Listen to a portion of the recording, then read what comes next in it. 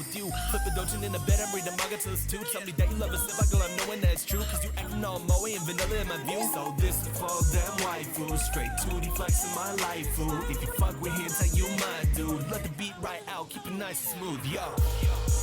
Hello? Yeah, I got a question. How's it going? Not too bad. That was as forced as you could possibly make that. Well, Cheers. Cheers. Yeah, here we go. What's up, everyone? Welcome to Weeaboos, the anime podcast where we get drunk and talk about anime. I'm Kyle. I'm Hunter. Tonight has a pretty exciting topic, but first... I feel like we already have to drink. Oh, sure. That is revealing. But first, what are we drinking? Bigfoot. Yeah, Bigfoot. I don't remember what it was. Bigfoot barley wine. Leftovers. We have leftovers. Before this, I had the Sriracha Ace, and you had... I think it was the... Runoff Red IPA. Yeah, so next week we'll have, like, new beer. New beer soon. Or maybe something special. Who knows? We'll have Manhattans. Sure. Yeah, we should do something. We should do liquor again. We should just do straight scotch, and then your first taste of it, I want to hear on, like, the podcast. Yeah, we'll do it. We'll do it. Have you ever had straight scotch before? I have not. Oh, that'll be good. That'll be fun. This week we are talking about the appeal of Ghibli movies. Is it Ghibli or Ghibli? I say Ghibli. I say both. Although Studio Ghibli is sadly gone and Miyazaki is technically, but not really, retired, I believe that the spirit of Ghibli will always exist. The movies we love are still there for us to watch whenever we like, and the Studio Ghibli staff are now sharing their talent within other studios, primarily Studio Ponic. And that studio is already working on something called Mary and the Witch's Flower that simply looks like another Ghibli film. I have nothing but respect for Miyazaki, but I do acknowledge the fact that he is sort of your typical crotchety old man. He's understandably made a lot of negative comments about the anime industry, and he even walked out of the premiere of his son's first movie. But damn, dude, that's fucking cold. I know. So, I mean, it's commonly regarded as like the worst Ghibli movie ever. Tales of Earthsea. Oh. Yeah. That's a drink. Oh, gosh. But I don't know if there's such a thing as an influential artist of any kind who has a perfectly fine personality. That's not important, though. We're here to talk about the appeal of Ghibli films. Hunter, what's your favorite Ghibli movie? My favorite Ghibli movie? I'd say right now it's going to be Howl's Moving Castle. That's a good one. I like the little fire guy. Like Calcifer. Calcifer is like the best character in that film. Yeah, it's so adorable. I think my favorite is Nazca, Valley of the Wind. I know it's not technically a Ghibli movie, but it is. I mean, it was made before Studio Ghibli was really made. Like, Of course you like the first one. yeah, great, thank you. So, but I also like Ponyo because the first time I saw it is in theaters. Like, my sister's hipster boyfriend at the time invited her and myself to see Ponyo, and that was before I even told anyone that I liked or knew about anime. So I hadn't seen Ponyo yet. And I really wanted to go, and I was super excited, and I didn't really let anyone know how excited I was. But I went. I seriously doubt that. I feel like maybe your sister I hands you your ticket. You're just like ear to ear smiling. She's like, "Are you okay?" Yeah, I'm fine. I'm like crying. Yeah, but Ponyo, seeing it in theaters was such a cool experience because it's just a very ethereal and relaxing movie. And when I walked out, I felt like I had been at a spa because you're just surrounded by the music and the atmosphere. It's such a fantastic film. I think the best Ghibli movies are known as Princess Mononoke and Castle in the Sky. Or like Totoro. I think Totoro is probably one of the most widely recognizable ones. Recognizable, yes, for sure. And I would say that it's one of my favorites, but I haven't gotten all the way through it. And it is the Curse movie. I've tried to watch it 3 or 4 times, and so one time my MacBook dies in the middle of it. One time something came up, and twice it just totally froze. We lost internet. Her router went out. I've tried to watch this movie so many times, so maybe it will become my favorite movie after I can finally get through it. I think the most underrated is definitely Porco Rosso. That's the pig in the pig in the plane. Pig in the plane. Yep. But why? Why do we love those movies so much in particular? For me, the biggest appeal that Studio Ghibli has, in my opinion, is the sense of realism within fantasy and the portrayal of the human condition. So, I cannot stress the importance of the word human enough. Like, one of the many ways humanity is portrayed so well is due to Miyazaki's outlook on good and evil. He says, evil is not something that can be conquered or defeated. Evil is natural. It is innate in humans. But while it can't be defeated, it can be controlled. In order to control it and live the life of a true hero, you must learn to see with eyes unclouded by hate. See the good in that which is evil, and the evil in that which is good. Pledge yourself to neither side, but vow instead to preserve balance that exists between the two. What? No, you can conquer evil. What are you talking about? No, he does not agree with that. Who is it? This is Miyazaki's This is words? Miyazaki's words, yeah. Yeah, crotchety old. Nah, he's a good No, guy. I totally, He's a good guy. I completely agree. Oh, I don't. Well, we'll talk about it. We'll talk about it. And I think because of this ambiguity, this idea to display the complex duality of human nature and to not make good and bad as simple as black and white, Ghibli characters don't feel like characters. They feel like people. They are all imperfect, and that's where the beauty and emotion comes from. The characters don't win in the end. They simply continue to live. I talked about this a little bit after we saw Princess Mononoke in theater, but this is the same in Spirited Away, in Howl's Moving Castle, and Nazca. No one is evil. Everyone just has their own ideals and struggles. Some people are more subject to greed, while others are more narcissistic. That's life. And while there are plenty of other reasons why to like Ghibli films, the most important factor to me is how the characters feel so truly alive. Ghibli films transcend characterization. So back to my disagreements with that. Yeah. I feel like there's tons of like shows where you have just, you know, absolute good and absolutely evil characters. I think that it's more interesting where there's gray, but I think that there's nothing wrong with having stuff that's pure evil and pure good. Right, and you're right. There are shows that have pure good and pure evil, but I feel like it's unrealistic. It's very Western, and it's very fairy tale inspired. It's not realistic. No one, Well, sure, in but, reality, I mean, is. What? Okay, let's see. What is your anime wallpaper right now? A man standing on top of like a church with No, a no, sword. on his that's back. Rukia. That's Bleach. That's from Bleach. Bleach, whatever. Okay. Okay. This isn't realistic. Like that's not the point. No, of the thing. It's but supposed I'm to be saying- entertainment. I get that, and Miyazaki makes up for that with his setting. The setting is very fantasy-like. It's like nothing. There's no castle in the sky. There's not any of these like crazy. Do you want to take a drink to that? What is this? She's plugging herself in. Yeah, I can't remember. She's getting turned on. Time Let's of drink. Eve. Time of Eve. Eve no Jikan. She's trying to get turned on. Shut up. I think Miyazaki makes up for the lack of realism with his setting. He puts these very realistic characters in these fantasy settings. So I feel like it balances out. Well, what I mean is that if he's trying to say that about the world, sure, I'll agree that there's no exactly 100% evil thing and a 100% good thing. But as far as like anime is concerned, definitely exists. And Oh, totally. I don't mind it. Right. I think this transcendence of characterization not only applies to the concept of good and evil and how he characterizes people in his movies, but also to the animation itself. Miyazaki calls animators the actors of the animation world. The job of an animator is to literally bring a character to life. So much care and attention to detail is put specifically into character movement.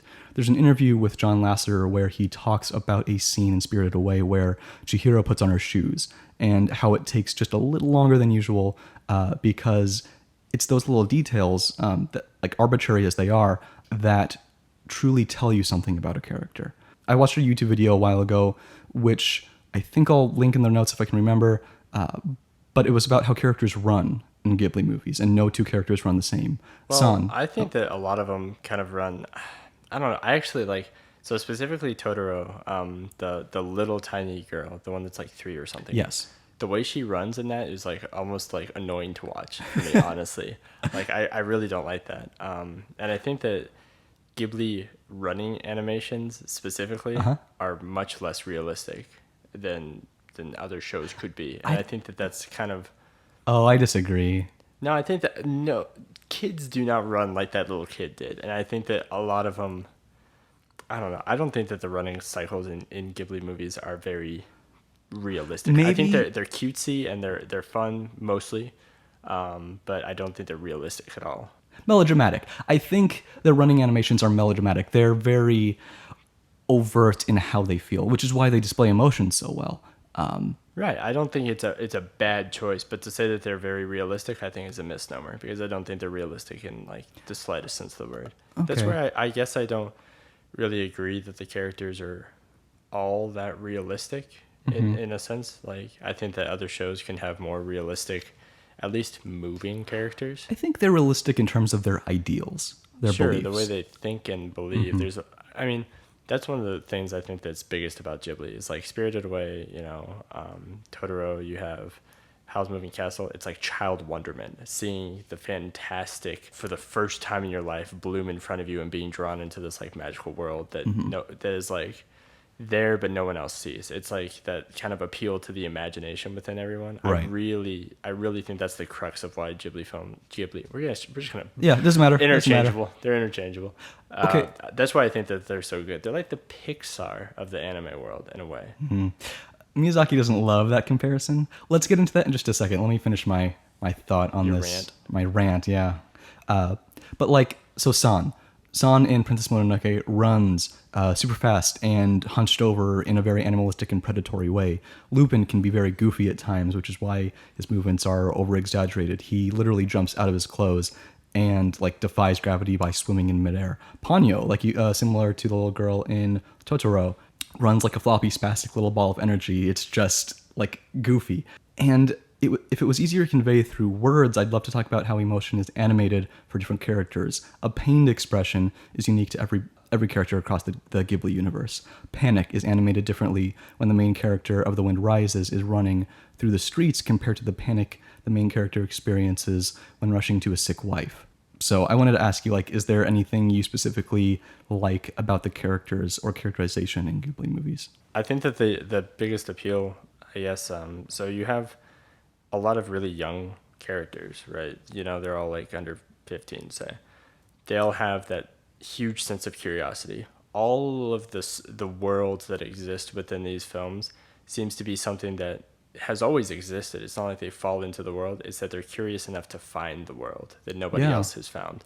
Like in Totoro, she's running through the forest and finds him. Right. In Spirited Away, they move to this new place, and then instead of just like, she wanders into the castle, and then, goes into the spirit world nonsense. But I think that there's that sense of like curiosity. Imagination. That's always there. Well, so there's curiosity that you sometimes hate. Like if you're in a horror movie and someone's like, oh no, there's screams in the basement, I should go check it out with nothing but this flashlight. You're like, no, stop. But the curiosity in Ghibli films is totally relatable. You're like, I would totally want to know exactly what's going on here. Yeah. I would have to go and see and wonder and always ask questions and figure out what's going on in the world. So I think that that's what's really appealing, is that there's always this overwhelming sense of curiosity. And that's like a big thing within Ghibli movies and their characters. Yes, it makes you feel like you're a kid again. Yeah, that's the entire appeal. That's what I had mentioned previously. It's like childhood wonder. Right. Do you want to go more into that? Well, as a kid, you kind of like I used to play with lightsabers, Sure. with friends like in the front yard, and like something as simple as like being on top of a like a retaining wall for like grass or something. Yes. And fighting some kid down below. You can imagine that it's this entire different world. Yeah. And that's, I think, a lot of what Ghibli kind of brings to life is the worlds that you just imagine as a kid, they get to actually experience. So it's almost like living vicariously as a kid again through Yes, these so through these much things. so much. Like those movies speak so much to youth and childhood and children and just inspiration and imagination. They're so moving. I don't know. The girl in Howl's Moving Castle, when she sees Howl for the first time, she reacts the same way that like if you've ever seen a magician on YouTube for the first time. It just like blows you away, and all you want to do is you have that, you want to know more. You want to know everything about this person and how they did whatever it is. Yeah. I think that all of the films have some sort of relevance to some experience you had as a child. Right. And I mean, that was Miyazaki's intent. He's very passionate about the imagination of children. Wait, you said that is his intent? Or Yes, it's not? yes. I was like, if that's not his intent, he's just lucky because he's a shitty filmmaker. No.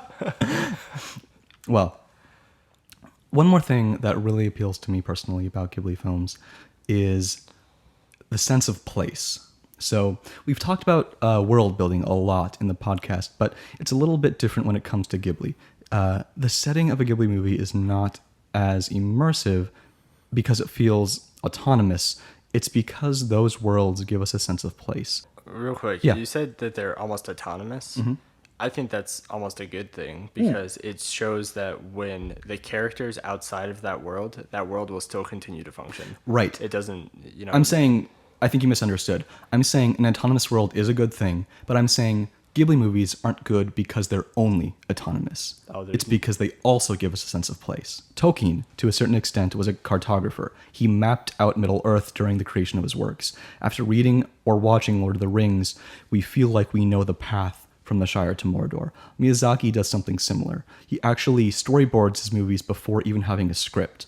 And if that doesn't sound like absolutely insane to you, it's probably because you already knew that. Because he creates his stories starting with nothing but a concept and his own sketches, he's able to flesh out the geography of his worlds. I feel like I know my way from Sosuke's house in Ponyo to where his mom's work. I know I could find the bakery in Kiki's delivery service if it were a real place. Nazca even has a Tolkien-like map in the manga.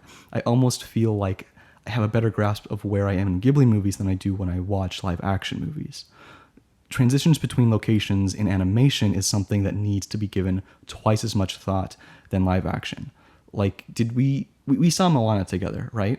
Mulan? Moana, the new Disney movie. Oh, yeah, Moana. Yeah. Like, I couldn't really tell you how she got from one place to another. I don't... Well, I think that gets blurred because they just, like, they kind of have the fallback of, they took a boat! It's the ocean. It's big and generic. But, like... But, I mean, in One Piece, do you have any idea where any of the islands are in relation to one another? You get lost. Right. Maybe One Piece is a weird exception. But, speaking of which... Heyo. But, like, okay, maybe Moana's, like, not the best example. What about Avengers? Like, I know it took place in the city, but, like, it just sort of feels like I'm thrown around in a generic city, not even New York necessarily. And I think it's also because mainstream cinema is lacking ma. And during a conversation between Roger Ebert and Miyazaki, Ebert says, instead of every moment being dictated by the story, sometimes people will just sit for a moment, or they will sigh, or look in a running stream, or do something extra, not to advance the story, but only to give the sense of time and place and who they are. To which Miyazaki replies, we have a word for that in Japanese. It's called ma, emptiness. It's there intentionally. He then claps his hands and says, the time in between my clapping is ma. If you just have nonstop action with no breathing, it's just busyness. But if you take a moment, then the tension building in the film can grow into a wider dimension. If you just have a constant tension at 80 degrees all the time, you just get numb. Which is why I hid my anger towards all of you guys when we were watching Ghost in the Shell, because during that scene where it's just kind of silence and Motoko is drifting through the city and there's no dialogue, it's like a 3-minute scene of just cityscape. Oh yeah, that like was really cool. Everyone like checked their phone or went to the bathroom, and I'm like, guys, this is like my favorite scene in like almost all of anime. Like, it's so beautiful, but like no one really appreciated it. And those two reasons, the sense of space and like the humanistic nature, are really the two biggest appeals to me when it comes to Ghibli. Like, that about wraps it up for me. For you mentioned it was that wonder, that sense of childhood wonder. Yeah, you have childhood wonder, kind of curiosity. It's all almost built into the same thing. And while you don't like the Pixar reference, I think that one thing that Ghibli does with his characters is makes them very expressive. Like, if you watch Toy Story and you see expressions on the characters' faces, you can see that they were crafted. It wasn't just like drawn one time and they're like, fucking good enough. Mm-hmm. Like, there's a lot of expressiveness because they clearly take the time to see, what different emotions actually look like. I find it amazing that like Pixar and anime can make like inanimate objects have like, some sort of emotion attached to them. Yeah, it's really talented of them. Yeah, so I think that the expressiveness, like there are emotions that are shown on the face of like anime characters that we could clearly just never recreate. Yeah, definitely. Do you want to move on to questions? Let's do questions. So, A friend of mine, Tumblr user Dojinshi, actually texted me and asked if we could talk about character songs. For those of you who don't know, character songs are exactly what they sound like. They're voice actors who record albums in a character's voice, and the song lyrics typically reflect the nature of that character. So Guyan said, it seems like there's not as much content voice actor character-wise. Like, when Bleach and Higurashi aired, characters had songs that had been for those designated characters, but that's the last time I really remember seeing any of it. Like, you know how I'm a huge fan of Nell in Bleach. I listen to Kokoro Oasis and Every Fight, like, every now and then. And I kind of miss anime doing stuff for characters to bring them to life more and to make them more personable to the viewer. Like, they still have cons and meetings with voice actors where they slip in and out of character, but they don't really do much beyond that anymore. So she wanted us to talk about that a little bit. So just to make sure I understand, it would be something like if, you know, a character, let's go with Naruto. Sure. Let's say the voice actor for Naruto decides to put out a record of him just singing. Yeah. That's the idea. Yeah. Okay. Totally. Just making sure I had it on. Okay. Yeah. So I think it's a super interesting question. I never got into character songs, and because I don't follow them too closely, I may be wrong, but I actually haven't noticed a decrease in character songs. In fact, just the other day, I came across the new character album for Konosuba. Like, if I had to guess, I think you may just not be watching the right type of shows that would produce character songs. And what I mean by that is only the most popular or niche anime get bonus content. The vast majority of character songs come from shows that are either have like the sexiest voice actor, they pander to otaku, or they pander to fujoshi. If you Google anime character songs, like the first 50 results are from Free, K-Project, or Kuroko Basket, maybe Haruhi. Like, I think that's it. I feel like it panders to people who really want to kind of force that fictional relationship between characters that isn't present in the actual show. You know, it's almost kind of funny that this question came up with Ghibli, because I was making the reference to Pixar, because in animated films, maybe it doesn't have to be Pixar, DreamWorks, whatever. I have no idea who makes some of these movies. Disney. Let's go with Disney. That might be a better all-encompassing. Yeah, so think about a movie. Damn near every movie that comes out has a soundtrack associated with it where some character sings. Yeah, like what, Moana? We have The Rock. Yes. You can go get the Moana soundtrack, which has The Rock singing his song. Mm-hmm. So I think it's not that American animation studios do it better. It's just that I think American animation is more suited to being a musical, like as maybe. I mean, Disney is kind of known for doing Disney, musicals. Yeah, maybe Disney's just musical, but I think that, like, I think it would be really weird to see a soundtrack come out for something that wasn't a musical. Like, say, have you ever seen No Country for Old Men? No, I haven't. But Right, one of the interesting things about that, it has no music. Oh, okay. So, like, if there was something that came out from that with like all the characters singing songs, it wouldn't fit. And I'm not saying that it would always not fit. I'm just saying that it has to be really selective. I've never heard of this actually being a thing. I would have assumed that Haruhi would come out with the 3 or 4 songs that were in it or something. Mm-hmm. But I had never imagined that they would create entirely new content. Yeah, they was just the character like singing. Mm-hmm. I think it's interesting, and I'll check one out now that I know it exists. But I think that without knowing too much about it, and I could totally be wrong on this, and that's fine. The issue would be that it doesn't fit. Right. Do you want to talk about what we're watching? Katana Gatari, episode 5, I believe. No, it was 5 for sure. Okay. So this was the one against the guy whose katana, quote unquote, is just armor. It's just a suit of armor, correct? So I was almost like talking mad shit in this episode about the unrealisticness of so many the plot holes. So many plot holes in this episode. And I think it was like, so up front, this wasn't one of my favorite episodes. It was a little bit silly. I like seeing, but so much happened. Yeah, but I like seeing a clever way that he turns around and defeats the enemy, as opposed to like, I pick him up and I threw am him. strong.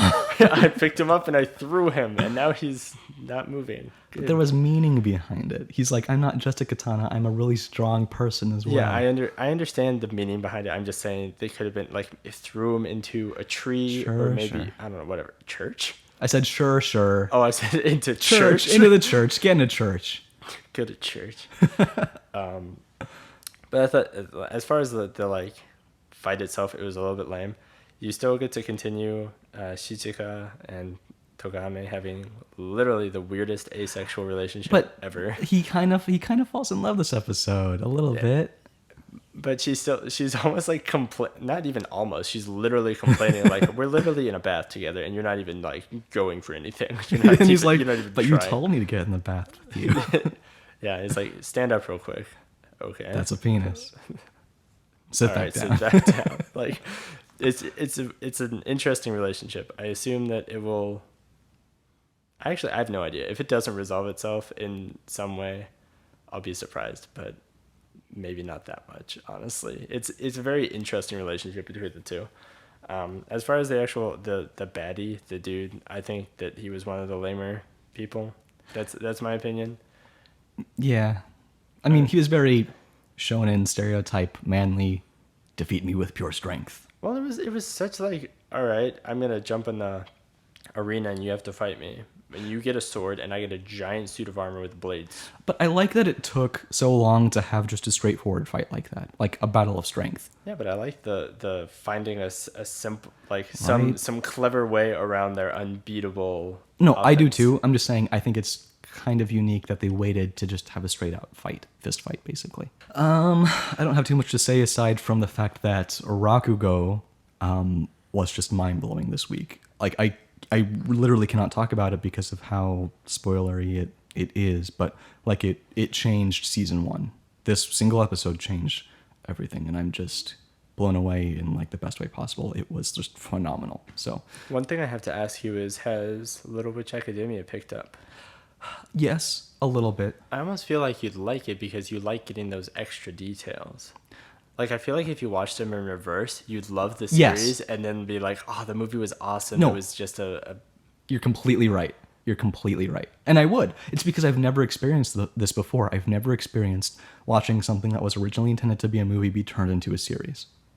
Okay. So it's a very unique experience for me. But yeah, it's growing on me. Someone asked for more Anime 20 questions, but that will be coming in the after credits, so stick around. Was it because of me going, Probably. They just love to see you struggle. But first, some exciting news. We have an Instagram. You can follow us at the Weeaboos, all one word. And I promise to post something at minimum once per week, maybe even more. But I may end up making it just sort of like my personal Instagram, but with even more anime content. And also, Hunter has said he will be updating the Twitter a little bit more frequently. I've been upgraded to Twit Brigadier. Twit Brigadier Hunter. Tweet Brigadier. No, Twit. So yeah, he will also be posting something at minimum once per week. I already posted a thing. Yeah, so like if you want to know what the topic will be a little bit in advance, follow us on Twitter. Follow us on Instagram if you want to see some behind the scenes, like just us doing stuff. So please keep sending us questions and episode topics. You can send questions to us anywhere. We're on the Weeaboos on Twitter, theweeaboos@gmail.com. I'm Secret Otaku on Tumblr, or just leave a comment on our SoundCloud or YouTube. We want to get the word out, so it really helps when you guys reblog the episode or share in whatever way works best for you. And if you don't have the time, no, that's not right. If you don't have the time, get a off. watch.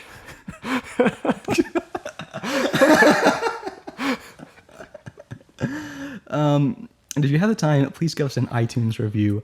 Also, I don't think I've ever asked this before, but if you enjoy listening to us every week, it would really help us out if you could actually click the subscribe button or follow button on whatever platform you prefer, YouTube or SoundCloud. Numbers help us get noticed a lot more than you think they would.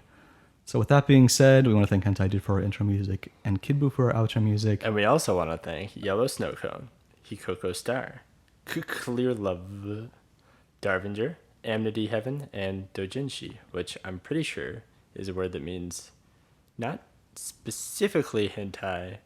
It's like a doujinshi is Fan manga. Yeah, like a fan-made manga that's typically sexy. And also Wolf Flow, Yeah. who has a awesome comment for us, said, awesome topic and points. I really need to start watching anime again, but most of my free time gets devoted to video games. I feel you. I feel you too. I just got Grand Theft Auto 5 on sale. Ooh. It's pretty good. It's pretty fun. Get drunk. And anime. See you guys next week. Peace out. You can catch me smoking a sour off the coast of Okinawa. Feeling so high like I'm Ho-Oh in that tower. Take a flight on some shit. Got my dogs riding beside me, blazing hot. That's kamikaze, sacred fire. Don't be mad, I'm lit. Catch me smoking a sour off the coast of Okinawa. Feeling so high like I'm Ho-Oh in that tower. Take a flight on some shit. Got my dogs riding beside me, blazing hot. That's kamikaze, sacred fire. Don't be mad, I'm lit. It's time for Anime 20 Questions, and we have special guests. What's up, everyone? Welcome to the Weeaboos, the anime podcast, where some of the most unqualified people answer your anime questions. Yeah. We changed the tagline. What? We said, welcome to the Weeaboos, the Weeaboos with no friends. Welcome to the Weeaboos, where we lost all our friends. That's what we say every week. I'm Hunter. I'm Jeremy. So, Anime 20 Questions and the podcast. Ready. All right, I have it. Go. I'm ready. Ask a question. Wait, we have to ask you? Whoa, No, wait. yeah, I have it. Oh, it's always you. Okay. Yeah. Mr. Big Dick. It's me, Mr. Big Dick. That's what they call him. Ask a question. Oh, Is it from a movie? Yes. Wait, are we doing characters? I don't know. I know it's an anime. You have to guess the anime, right? Yes. Oh, okay. So That's just any you say it question, is a movie? Yes. Have we seen it? Yes. That question means all three of us. Is that a separate question? There are 4 people here. Us. People. Okay, guess yes, people. I'll give it to you. Yes, all 3 of you have seen it. Okay. Did we see it together? Probably that counts. Yes, I think so. We probably Yes, saw it we did. together. Yes, we saw it together. Okay. Is the main character a female? No. Holy shit. Would you call it an action movie? Would any of us call it an action movie? Possibly. Was it a movie Yes, I'll we- say one of you may call it an action movie. Okay. So we saw it together, which means it was either an anime night or in the theaters. Should we use the theater question? It's too easy. What are we at? Like 7? There's only like 4 movies we've seen in theaters together. So we have male protagonist movie. Wait, do we know it's a male? I We said didn't it's ask not that. a female. Boy, we've narrowed Oh. it down to a lot of movies. well, no. Does it have a realistic art style? Yes. Is there anything supernatural? Yes. Is there a lot of... Bear with me. Is there a lot of parkour? What the fuck, Hunter? That's so specific. I was even I wishy-washy don't know what on you're referring to. supernatural. I would not use the word parkour. City jumping. People jumping across rooftops and stuff. City jumping. That's what I mean by parkour. No. It's a little bit different Okay. than No, parkour. I don't think so. Not what I was thinking, boys. I mean, I hope I didn't send you in the wrong direction. But no. Okay. Oh, so we've established we're looking for a male character. In a maybe action movie.